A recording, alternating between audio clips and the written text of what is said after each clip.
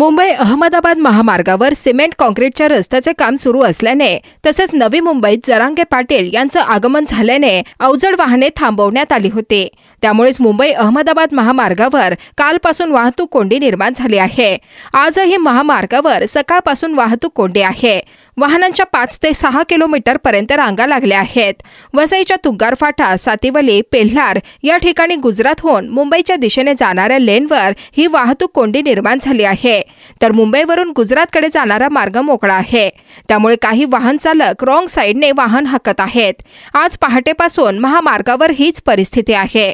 वाहतूक पोलीस वाहतूक सुरळीत करण्यासाठी कसोशीने प्रयत्न करत आहेत, परंतु शनिवार आणि रविवार मुंबईसह उपनगरातून मोठ्या संख्येने पर्यटक वसई विरार नालासोपारा परिसरात येतात। त्यांना मात्र या वाहतूक कोंडीचा मोठा फटका बसला आहे। त्यामुळे अत्यावश्यक असेल तरच महामार्गावरून प्रवास करावा असे आवाहन वाहतूक पोलिसांनी केले आहे।